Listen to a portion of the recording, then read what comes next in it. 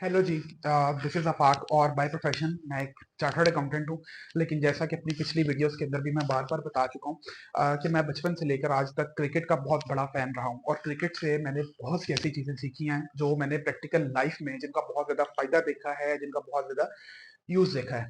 Despite being a Pakistani, आज की अपनी इस वीडियो में मैं एक हीरो को, एक लेजेंड को ट्रिब्यूट पेश करना चाहता हूँ और वो लेजेंड, वो हीरो एमएस धोनी है, महेंद्र सिंह धोनी।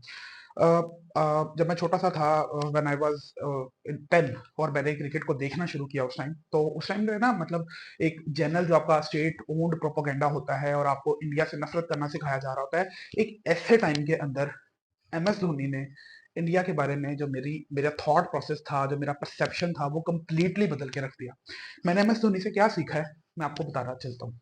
पहली चीज जो मैंने धोनी से सीखी है वो ये है कि अगर आप हार्ड वर्किंग है ना, मतलब टैलेंट असाइड, टैलेंट बहुत से लोगों के पास होता है, लेकिन वर्क एथिक और डिसिप्लिन या हार्ड वर्क की आदत ना होने की वजह से बहुत से टैलेंटेड लोग जाया हो जाते हैं। तो फर्स्ट थिंग फर्स्ट, कि अगर आप हार्ड वर्किंग हो ना, अगर आपके पास वर्क एथिक है, तो कोई भी बंदा आपका रास्ता नहीं रोक सकता। जिस तरह पानी खुद अपना रास्ता बना लेता है, हार्ड वर्किंग बंदा भी इसी तरह से अपनी जगह बना लेता है। क्योंकि अगर आप उनके ऊपर जो बनी मूवी भी है उसको भी आप देखो तो आपको पता चलता है कि एम एस धोनी का जो जर्नी है वो कोई बहुत ज्यादा आसान नहीं था। उनको बहुत सी जगहों पे रिजेक्शन फेस करना पड़ी लाइफ में, और बहुत से ऐसे लोग जो उनसे पहले टीम में आ गए थे, इंडिया क्रिकेट टीम में, जब एम एस धोनी ने अपनी टीम में जगह बनाई तो उन्होंने उन सबको काट दिया। मैं ये नहीं कह रहा कि इंडियन टीम में कोई कंपटीशन था या कोई ग्रुपिंग थी, लेकिन उन्होंने अपनी परफॉर्मेंस से साबित किया कि वो सबसे बेहतर थे और सिस्टम ने उनको लेट, थोड़ा सा लेट जगह दी।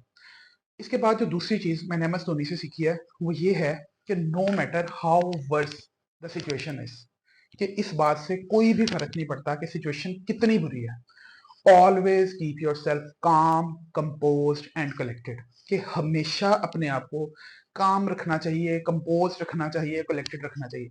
आपने वो मैच देखा होगा जिसके अंदर जो बांग्लादेश है, बांग्लादेश की टीम को इंडिया से जीतने के लिए, और ये वर्ल्ड कप का मैच था, that was a match in T20 world cup, कि उनको 3 बॉल्स में 2 रन चाहिए थे जीतने के लिए। और बांग्लादेश के जो मुशफिक और रहीम है, वो पहले से ही सेलिब्रेशन कर चुके थे, उन्होंने एक बाउंड्री लगाई थी और उसके बाद उन्होंने सेलिब्रेट करना शुरू कर दिया था।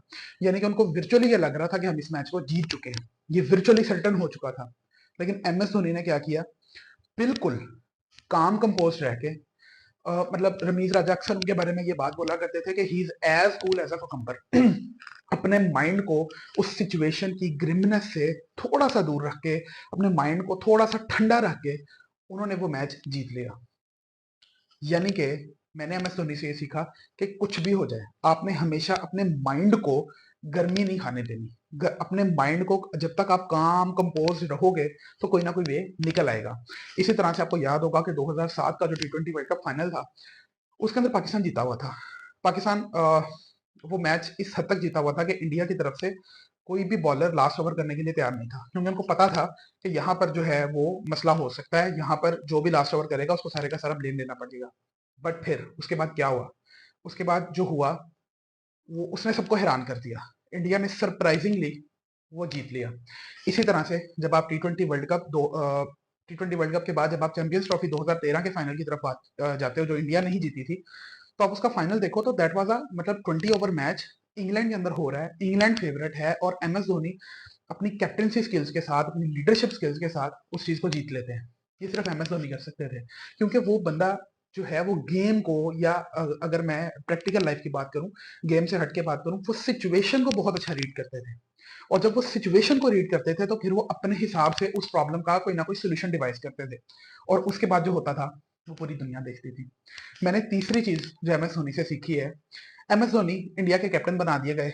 जब वो टीम में आए तो 1-2 साल के बाद ही उनको कैप्टन बना दिया गया। इनिशियली ऐसा हुआ, सिचुएशन ऐसी बनी कि जब 2020 इंटरनेशनल नई नई आई थी तो बहुत से इंडिया के जो बड़े सीनियर क्रिकेटर्स हैं उन्होंने खेलने से इनकार कर दिया था।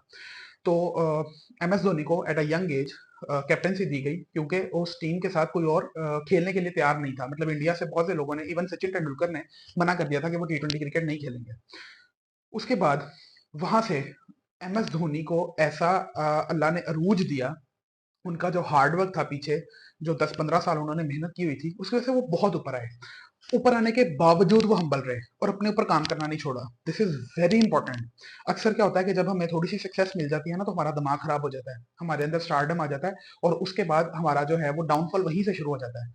आई एम सॉरी टू से, लेकिन अगर आप बाबर आजम को देखो तो उनका यही केस है कि जैसे ही थोड़ा सा स्टारडम मिला तो उसके बाद डाउनफॉल शुरू हो गया। अच्छा, अगली बात जो मैंने एम एस धोनी से सीखी है, while he was the captain of India, do you know what he did? A Pakistani will never do that.